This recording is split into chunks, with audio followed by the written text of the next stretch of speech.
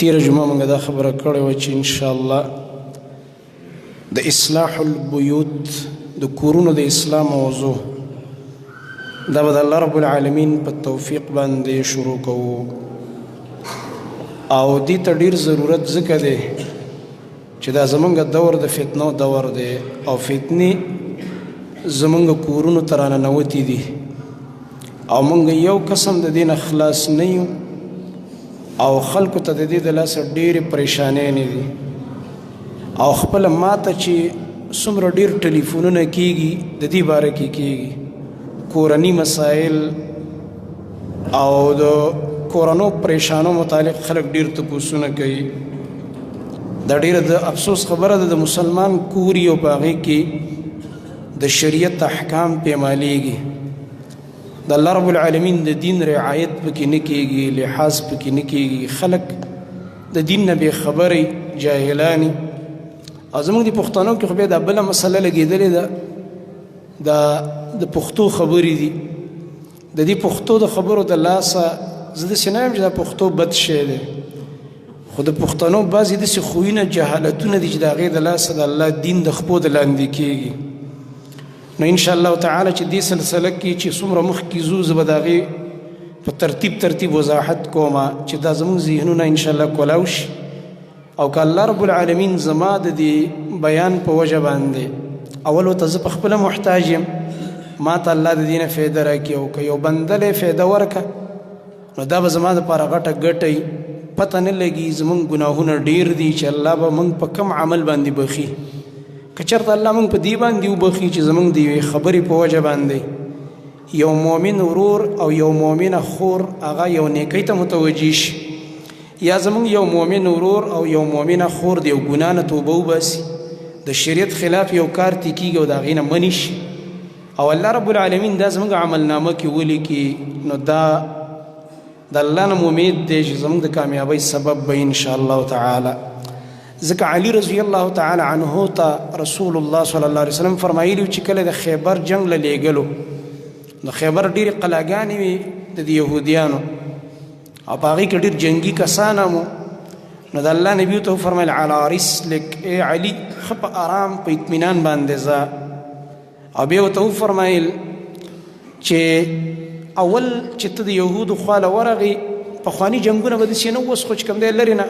ریموټ کنټرول جنګونه ډزې کوي یو بل ته ښکاري نه خو ډزې په یو بل کوي پخوا به داسې وه چې دوه لښکرې به یو بل څه مخامخ شو اول به مشرانو یو بل څه خبرې کولې خبرې به وشولې بیا به د یو جنگ د طرف نه د یو لښکر طرف نه به آواز وشو یو پهلوان شان یا تکړه کس به راووتو چې زما مقابلې ته به تاسو نه څوک راوځي ډایرکټ به حمله نه وه دلته به دې بله ډله کې د هغه چیلنج قبلېده هغه یو لښکر به اعلان وکړو هل من مبارز زما مقابلې والا څوک شته تاسو لښکر کې د دشمن لښکر ته به یو چیلنج ورک نو په دې کې به یو کس یا به په خپله راووتو یا به ورته امیر ویلې مشر چې ته وروځه او د ده سره مقابله وکړه نو اول به دا ځان له جنګونه وشو نو په هغې کې به یا دی پکې دغه شو د مؤمنانو طرف نه به کوم مسلمان هم پکې کله شهید شوی دی او کافران پکې ډېر الله مردار کړی دي ځکه مؤمنانو کې الله جرأت اچولی دی نو بیا به چې دا یو څو داسې دغه وشو بیا به یو دم به بیا نعره شوله چې بس یلغار الله اوس پې ورځئ حمله ده نو بیا به وروسته حمله کېده اول به خبرې کېدې شعرونه به یو بل ته ویل د غیرت شعرونه د یو بل صفتونه به یې وکړه لکه یو به د ځان کو بل به د ځان کو داسې طریقه به وه نو ځکه د الله نبي ته ستاسو ذهن کې دا رانه شي د الله نبي د علي رضی الله عنه ته څنګه وایي چې اول دې څه خبرې وکړه دا خو جنګ دی نو ما راته ځکه دا خبره ذکر کړه چې داسې جنګ به نه و چې یو دم حمله به بلکې نه مخکې به خبرې کېدې یو بل ته میدان کې رانږدې شو یو بل ته به یې اواز کو چغه به یې واله خبرې به یې د یو بل اورېدلې نو رسول الله صلی الله علیه وسلم ورته وفرمایل اول د یهودو له دعوت ورکړه ته د ایمان او د اسلام د قبلولو چې دا حجت پې قایم شي حجت خو بیا هم قایم شوی و ځکه د هغوی په کتابونو کې د محمد رسول الله صلی الله علیه وسلم پیشنګویانې وي او کمې نښې چې موجود وي د محمد رسول الله صلی الله علیه وسلم هغه ټولې هغوی په خپلو سترګو ولیدلې د الله په خوږ نبي کې خو ظالمانو هسې ضد کې راغه هغه خپل مشرۍ پسې لاړ دا خو بیا زموږ مشري ده خلک هم مریدان دي یو پیریم جوړه کړې ده مشري هم جوړه کړې ده پیرخانې هم جوړې کړي دا خو بیا زموږ مشري خرابه شي لکه اوس هم دا ډېر مولیان او دا بعضې دا ډېر پیران دي حق له ولې نه راځي بیا د هغوی هغه پیرۍ مریدۍ لنډ خرابېږي چې خلکو ته ټیټ پاس کېږي او نظراني او شکراني او یو عجیبه د خواهشاتو یو بازار ګرم وي د هغوی په ماحول کې خپل خواهشات نه قرباني کوي ځکه چې یو مولا په اړو عادت شوی او هغه ته ته راشه اهل حدیث چې اهل حدیث توب کې خو اړې نشته دی دلته خو اسقاطونه نشته دی دلته خو د څلوېښتې ښورواګانې نشته دی او نه دلته چې کوم دی قلبي حلالېدل شته دی په مړي کې چې دا غوښې به او د پیشوګانو سرونه به خورې لګیا به او خوله به دې ورته واضح کړي دا خو شیونه خو نشته نو کوم سړی چې د خواهش خلاف نشي کولی هغه حق هم نشي قبلولی دا قانون دی دا یاد کړه نو دې یهودیانو کې خواهش پرستي ډېره وه قرآن کې الله رب العالمین دا خبره ذکر کړې دا خواهش پرست و د خواهش پرستۍ د لاسه او بل پکې کبر و کبر دا لوی نه د کبر دا ډېر ناشنا شی دی ځان ته به ویل مونږ غټ مولیان یو آسماني کتابونه پخواني مونږ یاد کړي دي هلکه ستاسو کتاب خو الله منسوخ کو قرآن راغی او دا قرآن هم ستاسو د کتاب تایید کوي که نه او محمد رسول الله صلی الله علیه وسلم هم ستاسو د کتاب تایید کوي نو دوی به غاړه نه کېښودله وایي نه نه مونږ چې کوم دی په خپله قلوبنا غلف زمونږ زړونه د علم لوښي دي مونږ ډېر اوچت خلک یو مونږ عالمان یو بل چا ته غاړه نه ږدو نو دې کې یو دا د کبر ماده وه نور هم ډېر مرضونه قرآن کې الله ذکر کړي هغه طرف ته نه ځمه صرف خبره مې دا کوله چې دلته د الله نبي یو جمله وی علي رضی الله عنه ته ورته وفرمایل لأن یهدي الله بک رجلا واحدا خیر لك من حمر النعم ای علي واوره که ستا په وجه الله سبحانه وتعالی یو سړي ته هدایت وکړي صرف یو کس دا به ستا دپاره د عربو د سرو قیمتي اوښانو نه غوره خبره یي د عربو دا سره اوښان چې دا ډېر قیمتي اوښانو قیمتي څیزو ده لکه نن سبا ګاډو کې چې کوم قیمتي ګاډی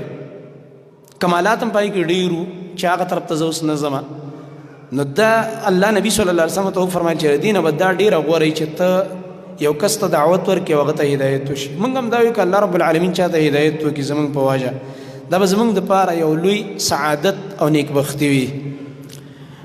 قرآن کریم کې الله تبارک وتعالی فرمایي کوم آیت چې ما ولوسته مؤمنانو ته خطاب کړی دی یا ایها الذین آمنو ای ایمان والاو سورة التحریم کې دا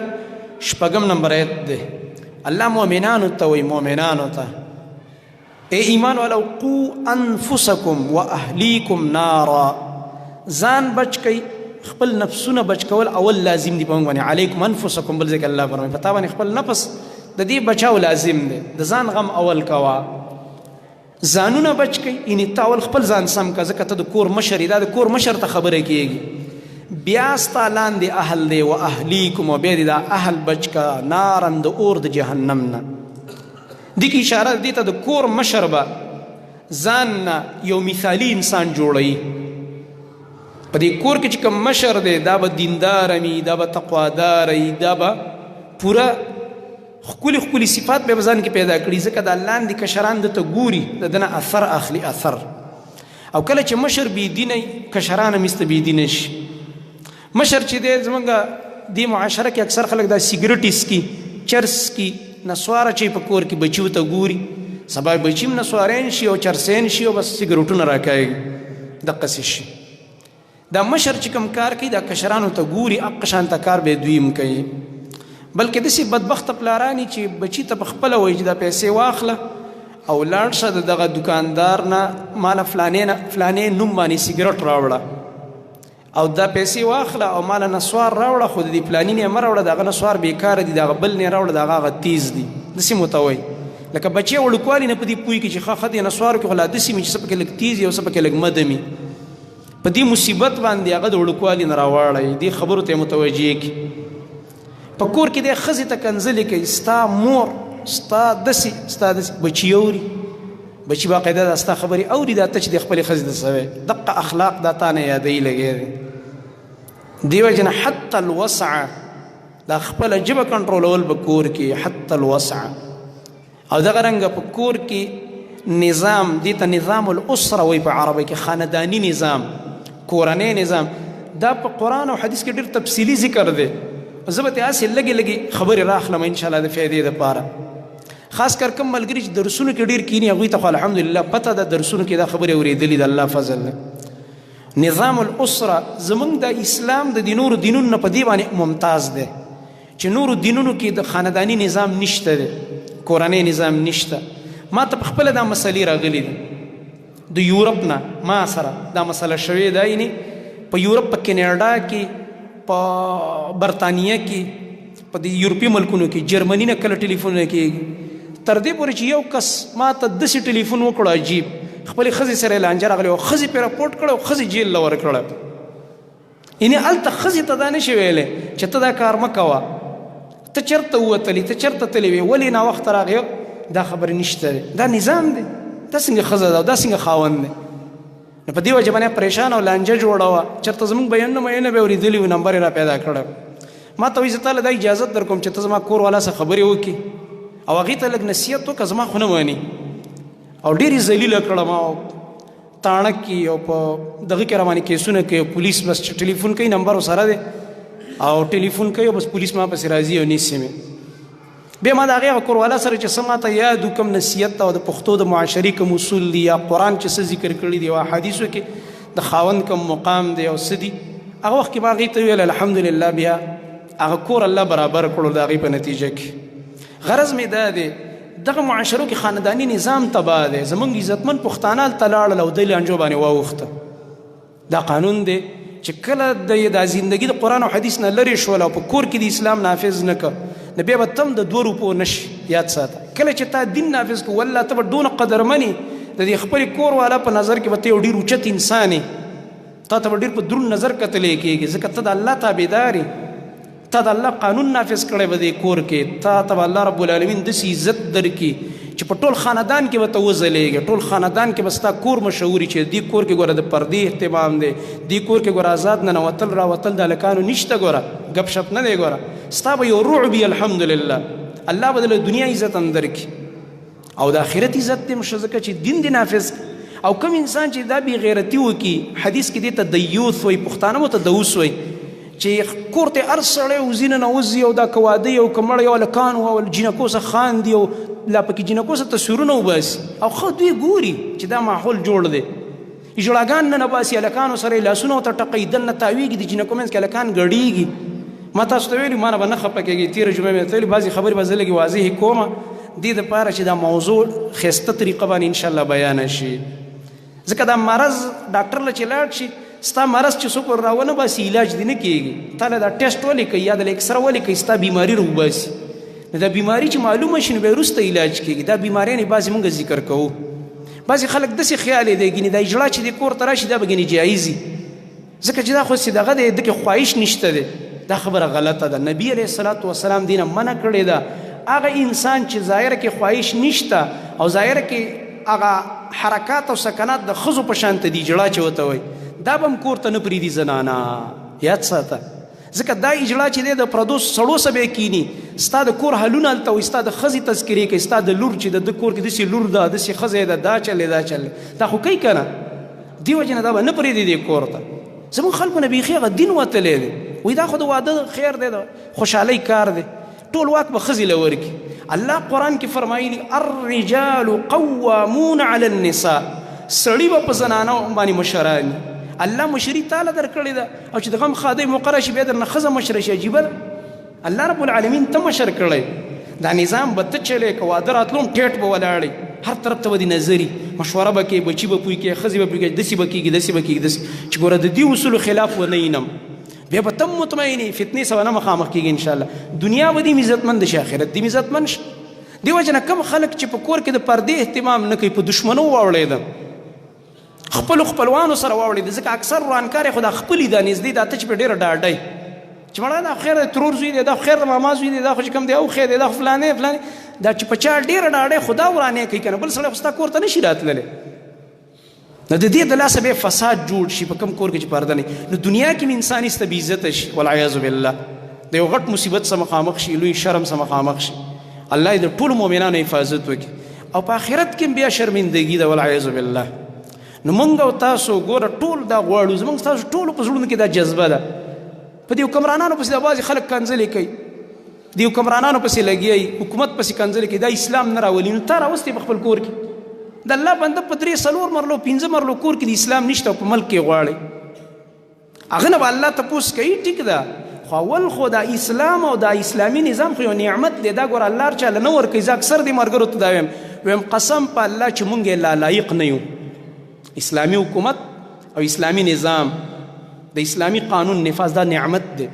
دا الله مونږ له ځکه نه راکوي چې لا مونږ یې لایق شوي نه یو قسم په الله چې نن مونږ د دې لایق شو دا زموږ ملک مجموعي لحاظ څخه خلک دې ته تیار شو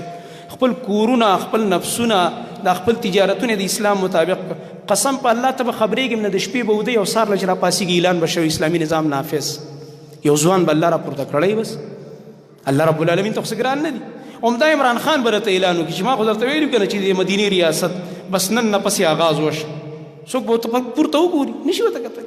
خو لا مونږ یې ګوره لایق نه یو یاد ساته ځکه چې ته لا اوسه پورې زما په دې خبره په تندي ګونجه راولې چې زه ته د کور کې د اسلامي پرده راوله نو چې ته ځان ته دیندار وې او ستا په تندي ګونجې راځي په تا باندې الله اسلامي نظام راولي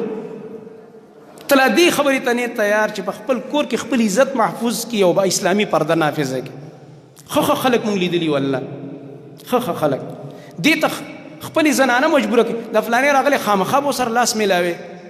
ځکه زمونږ الحمدلله دا د بناتو مدرسه ده دا زمونږ د خویندو لوڼو په شانته دي خفه کېږو به دوی باندې بعض ځای کې واده شي زموږ کورونو ته اکثر به دا شکایتونه راځي یاره داسې ځای کې واده شومه چې زه خو قرآن ترجمه مې کړې حدیث مې ویله چا سره لاس نه میلاوم وایي خاوند راته وایي چې دا مې د تره زوی دی خامخا به لاس میلاوې سبحان الله سخر ورته کنځلې کوي کله کله خاوند هم داسې شي چې بس هغه غږ نشي کولی سخر ورته وایي ستا داسې وکړم ته به د سره لاس میلاوې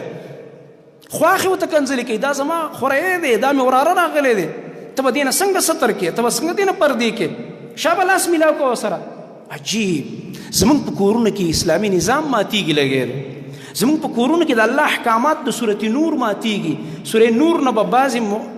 مختص آیتونه دی به درته زه وایم انشاءالله د جمعې په دې خطبو کې دې سلسله کې ځکه هلته خطبې له زمونږ خویندې م راځي او دا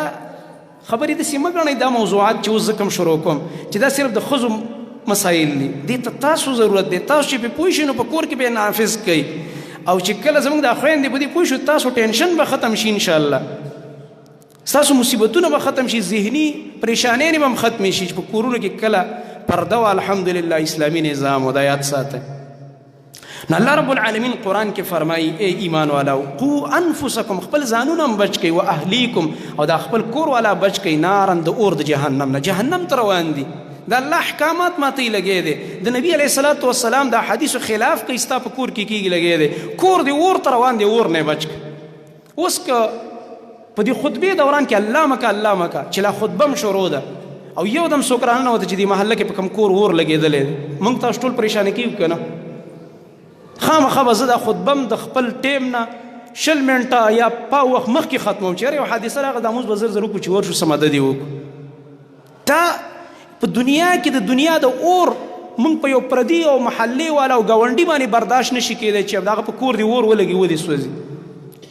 او زه د قلارې ناست یم او دغه کور دی سوځي او بیا زموږ خپل اهل سوځېږي په اور کې ښه ګورو دا زوی دی زما مونځ نه کوي دا زوی دی زما دا د الله نافرمانی نه کوي ښه ګورو چې زموږ په دې کور کې د شریعت خلاف کېږي میوزک سټارټ دی ګانې سټارټ دي فلمونه کتل کېږي لګی دی فحش مناظر دلته کتلې کېږي او قلارې موږ بېغمه پراته یو دا څومره د افسوس خبره ده ډېره زیاته د افسوس خبره ده نو الله رب العالمین فرمایي دا کور اور ته روان دی ای د کور مشره ای مؤمنه تم ځان بچ کا اول د اور نه او بیا د دې کور والا غم دی وکړه چې دا هم د اور د جهنم نه بچ او بیا الله فرمایي دا څنګه اور دی دا داسې اور دی وقودها الناس والحجاره د دې خشاک خلق دي دا خلق به کې د خشاک په شان سوځېږي والعیاذ بالله الله دې موږ بچ کړي او بل به کې ګټې سوځېږي ګټې دې ګټو کې علماو تشریحات ډېر کړي دي هغه طرف ته نه ځمه موضوع رانه بیا خرابېږي او دا ګټو سوځېدلې ولې ذکر کړي دا د دې اور هیبت تا ته ښیي چې د دنیا په اور کې چې ګټه واچوې نه سوځئ ګوره همداسې به پروت یو کاڼی پکې 10 غنټې اور کې کېده بیرته راوخله مخه شانته به پروت خو د جهنم اور دونه خطرناک دی چې په ګټه باندې مور لګوي والعیاذ بالله نو چې ګټه سیزي نو ما ته دا کمزورې غوښې ته ټینګېږي والله که موږ ته ټینګ شو موږ خو د هغې تاو ته هم نه شو ټینګېدلی دعا چې کله د الله نه غواړو داسې به وایو چې یا الله موږ د جهنم اور څه کوې الله د لوګي نه هم موږ وساته د هغې چې موږ د هغې هغه لوګي طرف ته ورنه شو ځکه قرآن کې د هغې د لوګي هیبت هم ذکر شوی دی چې درې ګوټه لوګی دی او ډېر خطرناک دی ذي ثلاث شعب دی او پای کې شغلې او بسر کې راورېږي والعیاذ بالله خطرناک ځای دی دا ډېر د هیبت ځای دی د الله نبي صلی الله علیه وسلم چې کله هغه نور تندر نیولی او صلات الکسوف باندې ولاړو یو ځل لږ مخکې شو په دې مانځه کې بیا لږ راروسته شو صحابو ته یې د الله نبي دا څه چلو چې تاسو یو ځل لږ مخکې شوئ او یو شي ته هم داسې لاس واچولو او بیا راروسته شولئ دا څه وجه وه رسول الله صلی الله علیه وسلم ته وفرمایل په معجزه د الله د نبي ښکاره شو په دې مانځه کې وایي دې دیوال کې دا د قبلې دیوال دی دې دیوال کې ما ته جنت او جهنم راوښودلی شو لکه سکرین کې چې تا ته د یورپ او د بل ځای منظر ښکاري انسانانو د شی نه جوړ کړي دي خدا د الله رب العالمین هغه قدرت دی د نبي معجزه ده دا د ظاهري اسبابو ته محتاجه نه ده هغه خړ پړ دیوال د مسجد نبوي نبی علیہ السلام ته په هغې کې الله رب العالمین جنت وښوده وایي ما غونچکونه ولیدل الله اکبر وایي دومره رانږدې شو د جنت دا غونچکونه د دې انګورو ما ته چې ما یې راویخلم لاس مې ور واچو خو هغه وخت خو دا نه دی که نه وخت خو بل دی چې دنیا فنا شي او بیا کله قیامت او آخرت قایم شي بیا هغې نه پس به جنت ته ځو مونږ هلته بیا خوړل دي د دې الله دې مونږ ته نصیب کړي نو نبي علیه السلام فرمایي زه شوق کې راغم ما ورته لاس ورچو او بیا د الله نبي فرمایي حدیث د بخاري دی وایي زما دې په الله قسمي که یو غونچک مې تاسو له د دغه غونچک نه راشکولی وی دنیا چې څو پورې نه وی ختمه شوې دا غونچک نه ختمېده الله اکبر خلکو به ترې خوراک کولی دا نه ختمېده ګوره د جنت یو غونچک چې دا زموږ څومره دنیا ده تر اخره پورې دی نشي ختمولی لا پاتې د هغې هغه باغونه او د هغې نیرونه او هغه مزې دا نه ختمېدونکي دي ځکه الله قرآن کې فرمایي دا به نه ختمېږي ما عندکم ینفد وما عند الله باق الله موږ ته فرمایي تاسو سره چې څه دي دا ختمېږي ستاسو خزانې کورونه کارخانې هر څه پاتې دي او وما عند الله باق او هغه د الله تعالی سره چې دی باقي دي باقي هغه دارالخلد دی د همیشوالي کور دی همیشه پکې مزید یې هلته نو د الله نبي وفرمایل دا خو دا چې مخکې شوم دی د لاسه مخکې شوم په دې مانځه کې او چې دا راروسته شوم ما ته بل منظر وښودلی شو جهنم والعیاذ بالله جهنم راته دونه رانږدې کړی شو چې ما د محسوس کړ چې دا حرارت را باندې راځي دا ګرمایش او ویرېدم تی چې یا الله دې ځای له ورنشم نور لږ راروسته شوم ویرېدم د دې نه او بیا د الله نبي وفرمایل په خطبه کې وروسته چې کومه خطبه کوله صلات الکسوف نه بعد هغې کې وفرمایل وایي ما نن ورځې په شان ته د خیر نه ډکه او د شر نه ډکه ورځ نه ده لیدلې نن مې د خیر نه ډکه ورځ هم ولیدله منظر د خیر مې ولیده چې جنت دی ټول نه غټ خیر مې ولیده او نن مې ټول نه غټ شر ولیدلو او ټولو نه لوی هیبت مې ولیدلو چې هغه اور د جهنم دی والعیاذ بالله الله اکبر او دغه اور نه ځان ساتل پکار دا ګپ شپ نه دی حدیث کې راځي یو ډېر عجیبه حدیث دی چې کله سړی ځان له مطالعه کوي آیت وکړلو د جهنم الله ته فریاد او شکایت وکړو چې یا الله زما دا بعضې سره لګېږي دا بعضې سره له خوري دا اور یو سره لګېږي دا بل خوري یا الله زه خو برداشت جهنم په خپل اور برداشت نشو کولی والعیاذ بالله بعضې حصه وخوړله دا حرارت او دا ګرمایش ډېر تیز دی یا الله وی دا شکایت یې چې ورته وکړه الله رب العالمین ورته وفرمایل چې زه به تاله 2 ساګانې درکم په کال کې به ته 2 ساګانې واخلې نو د الله نبي فرمایي وی دا چې کله دا ساره بهر کی دا بړاس دا یو ساوالی نو دا اوړی ګرمي راځي او چې کله به دا سا راکاږي نو هغه بړاس راښکلی شي نو یخني راشي او دغه رنګه جمع راشي بس عقل پرست دی حدیث ته حیرانېږي چې دا څنګه چل دی چې په اوړي کې خو په دې کالام کې او ناران کاغن کې ښه یخني نه هلته د ګرمۍ اثري لکه دې وخت کې لاړ شي هلته به واورې پرتې ګاډۍ پکې نه ځي او چې اوړي کې لاړ شي ولارې بلکل صفایي دا ولې دا د ګرمۍ اثر ورسېدو او واورې وله هیلې کړې لارې دله صفا کړلې خو هلته چې کومه یخني ده هغه د څه د وجې نه ده دا ظاهري باران ډېر کېږي سوري دي چینې دي باغونه دي د دې د لاسه ده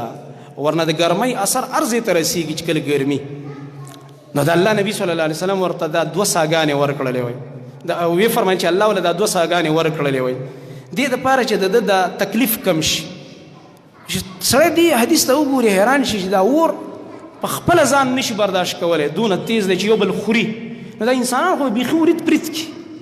ځکه قرآن کې الله رب العالمین فرمایي كلما نضجت جلودهم بدلناهم جلودا غیرها الله فرمایي کله چې د دې خلکو دا سرمنې د دې انسانانو په دې اور باندې وریتي شي لکه غوښه چې سړی وریته کې تکه توره شي راغونډه به شي دا سرمن به ختم شي. نو بیا به الله رب العالمین فرمایي زه به ورته نورې چمړې ورغوندم د انسانانو ته نورې. او قانون دا دی چې کله دې دا بره چمړه زخمي شي او یا وسوځي او د دې د لاندې تازه بله چمړه راځي هغه ډېره نازکه وي، د دې بره چمړې نه هغه څه ډېره نازکه ډېره سوځي. نو چې چمړه ورته الله بدلوي او بله چمړه راځي نو خو به لا سوځی کوي ولا عذاب به. الله رب العالمین دې د دې نه موږ بچ کړي. نو د کور په باره کې الله موږ ته وایي کور هم سم کوي ګینې اور دی ګوره. د کور په باره کې الله د اور تذکره کړی. خپل کور سم کوي کنې داسې اور دی علیها ملائکة غلاظ شداد لا یعصون الله ما امرهم. علیها په دې اور باندې مقرر دي ملائکة داسې ملائک غلاظ سخت طبیعته دي. په دې جهنم باندې چې کوم ملائک مقرر دي هغه وایي بالکل خندا هغې نه ده کړې. جهنم یې چې لیدلی خندا یې پرېښې ده بالکل یې خندلي. ډېر سخت مزاج دی سخت مزاج. قرآن کې الله رب العالمین ځای په ځای هغه حالات ذکر کړي دي د جهنمینو او د جهنم د څوکیدارانو چې د جهنمین به ډېر تنګ شي او ورته به سوال وکړي چې یا مالک لیقضي علینا ربک. مالک چې دی دا د جهنم چې څومره څوکیداران دي داروغګان د هغې مشر دی مالک نومې دی. الله ته وایي چې ته موږ مړه کړي که نه مرګ دې راولي چې ته ختم شو د عذاب نه بچ شو. وایي 1000 کاله بعد به هغه جواب ورکړي انکم ماکثون تاسو به دلته ایسارې به دې اور کې. الله اکبر. یعنې دونه یې سخت طبیعت دی چې د دوی دا رمباړې او چغې او دا کوکارې اوري بیا هم پې ترس نه راځي. 1000 کاله پس ورته وایي نه بس تاسو دلته ایسارې تاسو به ایسارې. او جواب هم له څنګه ورکوي داسې ورته نه وایي چې خیر لږه ګزاره به وشي صبر کوئ نه وایي تاسو به ایسارې دې اور کې به او په دې عذاب کې به همدغه شانته سوځېږئ والعیاذ بالله. دا حالات ګپ نه دی قسم په الله دا حالات موږ مخې ته را روان دي. دا جنت حق دی جهنم حق دی. دا الله نبی فرمایي یو انسان تر هغه پورې مؤمن نشي کېدلی څو پورې چې دی دا ونه مني چې جنت حق دی او جهنم حق دی. دا مؤمن او مسلمان نه دی. علي رضی الله عنه به فرمایل وایي زما دومره یقین دی په دې جنت او جهنم باندې لکه زه وایم چې زما دې مخې ته دي دا دواړه او که اوس زما مخې ته جنت راوړلی شي یا جهنم راوړلی شي زما کیفیت کې به فرق را نه شي. بالکل مې په یقین دی چې جنت هم دغه دی زما مخې ته دی او جهنم هم دغه دی زما مخې ته دی. رسول الله صلی الله علیه وسلم فرمایلی وی فرمایل و یاد ساتئ دا جنت چې کوم دی دا د شهواتو هغه د تکلیفونو پرده د دې د پاسه پرته ده. حجبت الجنة بالمکاره وحجبت النار بالشهوات. حجبت الجنة بالمکاره معنا دا ده جنت پټ کړی شوی دی د جنت د پاسه پرده چولی شوي د تکلیفونو. دنیا کې به تکلیف تیری اوس مثلا جمع دی سهار به راپاڅېږي او کله به اوبه یخي یا بنې او دس به کوي او ګرمه بستره به پرېږدي او ودرېږي به وړچېږي به مونځ به کوي الله ته ذکر وکړه قرآن بیا راوالي سړی ګوتې هم یخي بیا هم قرآن ویلګي. دا تکلیفونه به تېر کړي دا روجي به ونیسي دا حجونه به وکړي پیسې به هم درنه ولګي خپې به دې هم ستړي شي نور به هم در باندې لګي ګرمي خولې به هم درنه رواني طوافونه به کوي او دا د دین چې څونه کارونه دا جهادونه وګوره دا بل عمل او بل عمل. دا تکلیفونه چې په دنیا کې تېرې ته او دا پابندیانې چې او دا کار ناروا دی بله ګناه راشي او دې نه ځان ساته دې نه ځان ساته په رکاوټونو کې ستا دا ژوند دې تېر شي او مرګ دله راشي په تقوا کې ستا مړ شي او الله له ورشي. دا د جنت د پاسه دقه پرده پرته ده چې ته به احتیاطونه کې ته به تکلیفونه د الله لپاره تېرې ناروا حرام خوراکونه به نه کې ناروا خیراتونه به نه خورې د ګناه ډوډۍ به نه خورې او دغه رنګه د ګناه او د حرامو تجارتونه به نه کوې او داسې ډېره غټه خبره ده دا لوی میدان دی چې دغه طرف ته زه نه ورځم. یعنې په دې دین کې به تکلیفونه برداشت کړي د الله دپاره په ځان باندې به تکلیف خفګان خلک به راته کنځلې کوي ته به په حق روانې خلک به کنځلې کوي ډرامې به درپسې کوي پراپیګنډې به کوي دا تکلیف شکر تا ته تکلیف میلاو شو زړه دې ودرېده دننه ولې د الله د دین د وجې نه. دا اوس چې زه کومه موضوع بیانوم ته به په دې عمل شروع کې په کور کې والله رور به درسره کله خفه شي کله به در سره اوښې بیکاټ وکړي کله به در سره تره بیکاټ وکړي چې زما په کور را نه شي زما زوی ته ستا ښځې سلام نه دی کړی زما زوی ته ستا ښځې چې کوم لاس نه دی ورکړی ماما به در سره دا چل وکړي والله چې دا در سره راشي او ډېرو ملګرو سره راغلي دي. دا څه دي دا تکلیفونه دي.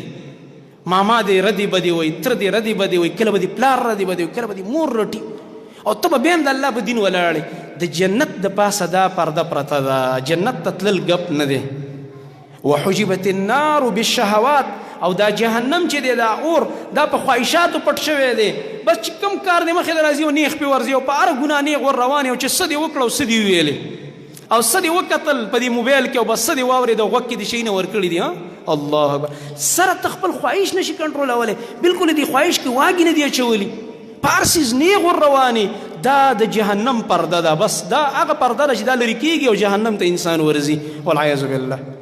قرآن کې الله دا خبره ذکر کړي دا مې درته حدیث ویلو په قرآن کې وګوره سورې نازعات کې الله رب العالمین فرمایي فاما من خاف مقام ربه ونهى النفس عن الهوى فإن الجنة هي المأوى هغه څوک چې د رب مخې ته د ودرېدو نه ویرېدو یو ورځ به زه د الله مخې ته ودرېږم د یو سړي کیسي ایسیچو مخې ته اول پیش کېږي هغه پې هلته دفعه درج کوي او بیا ورځي د مجسټریټ یا د جج مخې ته ودرېږي څومره یېرېږي او پریشان وکیل وایي لکه صحیح تکړه وکیل ونیسي هسې نه چې کیس خراب کړي او پیسې هم ورکوي ورڅه کوي څومره خپل ځان په شان انسان مخې ته ورځي او موږ د رب العالمین مخې ته ور روان یو وایي څوک چې د دې نه ویرېده زه به د رب مخې ته ودرېږم ونهى النفس عن الهوا او دا خپل نفس د خواهشاتو نه بند کي منی کي کنټرول کي ګناهونه چې راځي دی ته کرکه کوي ګناه ته داسې ګوري لکه سخا ډیران چې پوزه تې سړی پټوي سخا نالی راشي پوزه تې پټه کړي دا ګناهو ته داسې بدې ښکاري دا بې پردې او بې حیا ښځې پې بدې لګېږي دا ایمان دی والله العظیم دا ایمان دی دا پې بدې لګېږي دا د موسیقۍ ټنګ ټکور دا دغه پې بد لګېږي دا داسې لګي لکه دته چې څوک کنځلې کوي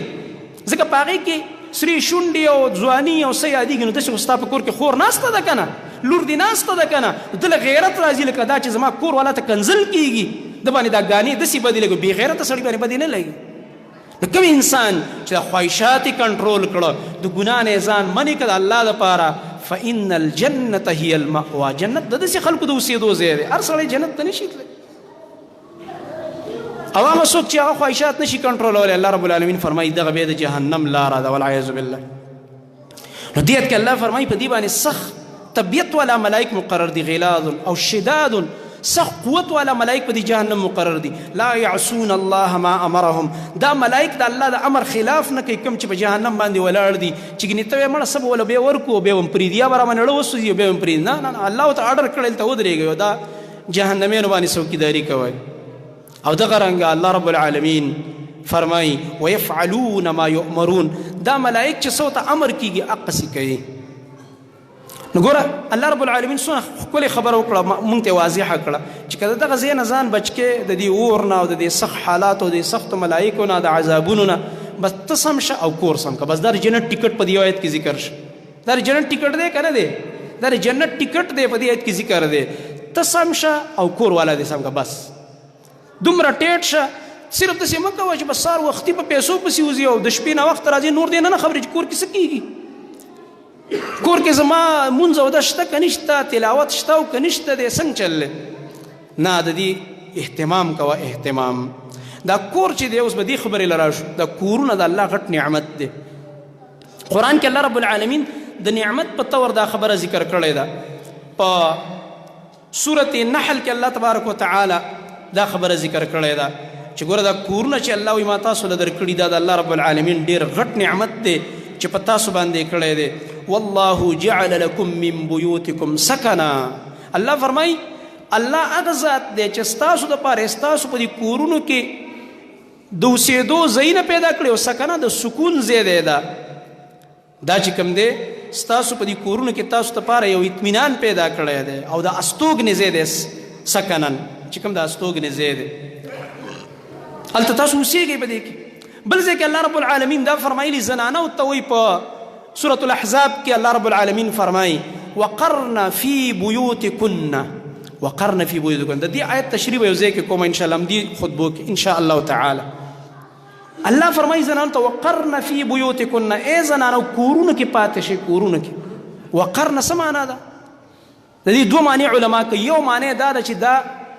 دې کې معنا د قراري پرته ده په کور کې قرارې ونیسئ یعنې کور چې دی دا د زړه د قرار سبب دی دې کې زړه مطمئني تاسو وګورئ ته چې په کور کې بچي دې په کور کې ستا مخې ته ښځه دې په کور کې ده ستا زړه څونه په قلار دی ټول دا زما مخې ته ګرځي څه ټینشن نشته او چې وځي د کور نه بس شل غمونه او پریشانۍ چېرته به وي څه به کوي کوم ځای کې به ناست دي چا سره څه معامله لانجه څنګه چلې ټینشن جوړ شي واقعي چې کور د الله غټ نعمت دی. کور سبب د اطمینان دی، سبب د اطمینان دی. که ته په کور کې پتا باندې خپل واړه ډاډه دي او که هغوی دي نو ته مطمئن او خوشحاله په کور کې چې کوم دی. انسان دی وجه نه حدیث کې منع راغلی ده، یو انسان تجارت لځي، یو انسان دکاندار دی، کار روزګار له بازار ته ځي، دا خو لازمي خبره ده، خامخا به ځي. یو سړی به ملازمي خپل دفتر له به ځي، خو چې کله وي د خپل کار نه فارغېدي نو بار وخت مه تېروه، کور ته زر راځه. کور ته د فارغ اوقات بار تېرولو کې فتنې ډېرې دي او نن سبا خو بیا ډېرې فتنې دي. قسمه قسم خلکو سره میلاویږي، په ګناهونو کې به اخته کېږي، په فتنو کې به مبتلا شي. نو کور داسې یو ځای دی چې انسان د دې په وجه باندې د ګناهونو نه بچ کېږي، بس په فتنو نه ایله بېغمه په آرام باندې. او دغه رنګه امام ابن کثیر رحمت الله علیه دا لیکلی دی، ویذکر تبارک وتعالی تمام نعمه علی عبیده. الله تعالی وی په دې خپلو بندګانو باندې د نعمتونو اتمام ذکر کړی دی چې ګوره ما در باندې دا نعمت کړی، دا نعمت، دا نعمت. ډېر نعمتونه دي، سورې انعام کې هم ذکر دی او سورة نحل کې هم ذکر دی او بعضې نورو سورتونو کې هم شته، لکه سورې عبس وغیره کې د انسانانو دا تربیتي نظام دی او د هغې هغه نعمتونه دي، هغه الله ذکر کړي دي. وی بما جعل لهم من البیوت التي هي سكن لهم. الله رب العالمین وی دام ډېر غټ نعمت ذکر کړی دی چې الله رب العالمین دا کورونه د انسان دپاره سبب د سکون ګرځولی دی، د استوګنې ځای دی د ده دپاره.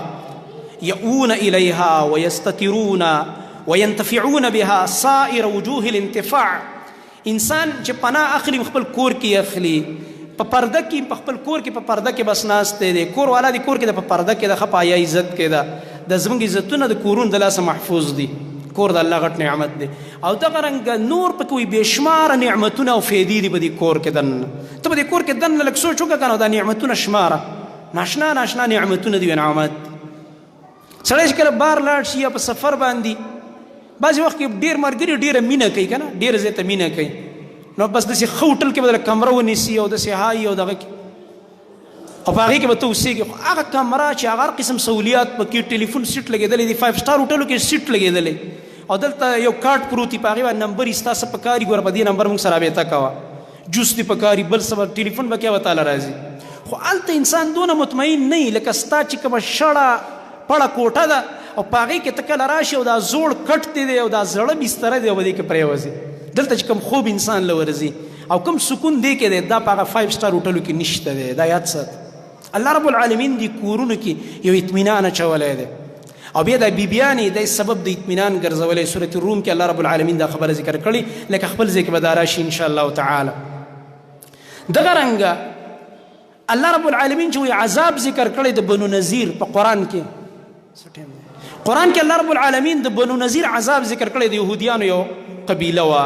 دا خبره کوم بیا به دا خبره ودروم په دې ځای باندې او را روانې جمعې نه به انشاءالله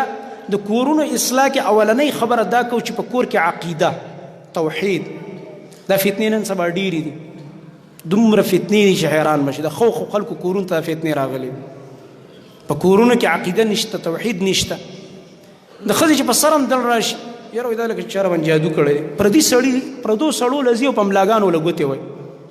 پردو سړو له ځي او جوړونه وله زور کوي، دې ځای کې وګوره جادو در باندې شوی، جادو مادو نه وي. دا خبره به زه کوم را روانه جمعه کې انشاءالله. دا بدګماني زما غرض په چا رد نه دی. ما یو ځل خطبه کې به دې رد کړی، دا چې کوم دا خلک دا کوړې منترې او دا دمونه او پوکي موکي کوي که نه، دې کې ښه خلک هم شته، زه د هغې رد نه کوم. یو ملګری ما ته به میلاو شه، هغه دا شی کوي، دا معالج دی او علاج کوي او د دې جادو وغیره. ما ته تا ما باندې ډېر سخت رد کړی دی. ما ته ما تا باندې بلکل رد نه دی کړی او زما قانون هم دا دی الحمدلله چې زه عمل ذکر کوم، شخص نه ذکر کوم چې ډېر مجبوره شوی نه یم، او چې شخص ذکر کوم نو کوشش کوم چې نوم یې وانخلم. زه یم یو سړی او داسې یې ویل،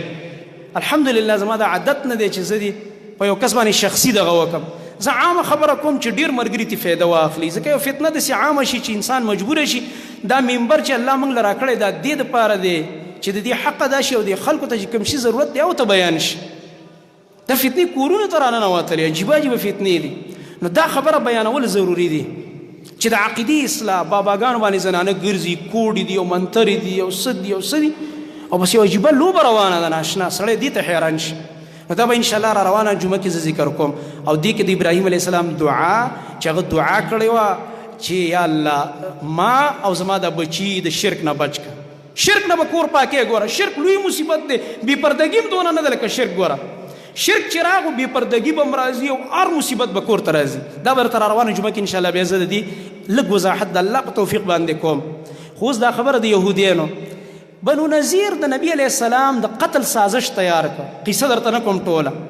نبی علیه السلام سره معاهده کړې وه او دوکې وکړه پټې د نبی علیه السلام د قتل سازش تیار کړ نبی علیه السلام د بنو نذیر یهودیانو خواله ورغې د دیت یو مسله وه هغې سره مشوره کوله چې دا مشترکه دیت به څنګه ادا کوو ځکه زموږ ستاسو خو معاهده شوې ده یهودیان راولګېد د نبی علیه السلام یې د یو آبادۍ یا کوټه وه د هغې هغه یخ ته یې کېنوي دلته کېنه جیو بس موږ راځو خبرې کوو بر یې ورته یو کسان پوه کړي چې د جرند د هغه دروند پل به پرې راخطا کړي او د نبي علیه السلام به قتل کو شهید به یې کو او موږ به ترې خلاص شو والعیاذ بالله داسې بدبخته خلک ځکه الله قرآن کې فرمایي دا ډېر بې لوزه دي د یهودیانو په لوزونو باندې به دغه نه کې اعتبار به نه کې جبریل راغو نبي علیه السلام ته پاسېږه ستاسو خو د قتل پروګرام یې جوړ کړی دی ظالمانو خبرې او مشورې د سره نه کوي بلکې وژنې دي او ظالمانو ډېر ناکاره پروګرام جوړ کړ نبي علیه السلام را پاسېده بیرته ورته اطلاع ورولېږله چې زموږ ستاسو لوز مات ختم او ځان تیار کړئ لښکر یې ځان سره واخیستو قلاګانو نیوله محاصره وکړه نبي علیه السلام ځکه دا کم څیز چې کینسر شي نو چې خپله ګوته دې کینسر شو بیا به کټ کې دا هغه ناولي و چې په مدینه کې نور پاتې کېده نو حالات یې خرابول د خلکو عزتونه یې هم تباه کول او دین یې هم تباه کول نبي علیه السلام ته ستاسو ورځې نورې په مدینه کې ختمې ځئ ټوله مدینه کې فساد خور کړی دی موږ دلته دونه ګاونډ در کړی دی دونه در سره ښه سلوک کوو او دونه در سره ښه دغه کوو معاهده هم در سره د امن کړي تاسو دا کارونه موږ سره کوئ نبي علیه السلام ته محاصره وکړه او محاصره جاري وه تر دې پورې چې په دې فیصله وشوه چې تاسو به ټول د خپل کورونه شړوئ صرف په یو اوښ باندې چې څونه سامان بار کېږي د دې اجازت دی بس نور بار څه پرېږدئ باغونه هم ترې پاتې شو سورې حشر کې الله فرمایي کورونه هم ترې پاتې شو او کور کې چې څه بیا د ځان سره وړل هغې ماتول په خپلو لاسونو الله فرمایي یخربون بیوتهم بایدیهم وایدي المؤمنین فاعتبروا یا اولی الابصار الله فرمایي دې یهودیانو خپل کورونه په خپلو لاسونو ماتول او مؤمنانو ته ویل راشي تاسو را سره لږ مدد وکړئ کنه دروازه را سره لږه ماته کوي مؤمنانو مو سره ماتول دروازې او کڼکۍ او بعضې قیمتي لرګي په اوښ به ورته وربار کوئ نو ګوره الله دلته د یهودیانو کوم عذاب ذکر الله چې کورونه واخست کور د الله غټ نعمت د دې اندازه به تا تعالی ولګي چې کوم خلک په دې سخت ژمي کې لاړ شي او په خیمو کې اوسېږي والله هغه ماشومان چې سړی وګوري حیران پاتې شي د لارو په غاړه پراته وي بعضې خلک کور یې نه وي فوټپات باندې شپې کوي په دې سخته یخنۍ کې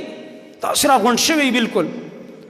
دا کورونه د الله غټ نعمت دی نو د کورونو د اسلام متعلق چې کوم اصول دي او دې کې کوم آداب دي ان شاء الله تعالی دا به را روانه جمعه کې زه بالترتیب ذکر کوم د الله په توفیق باندې اقول قولي هذا واستغفر الله لي ولكم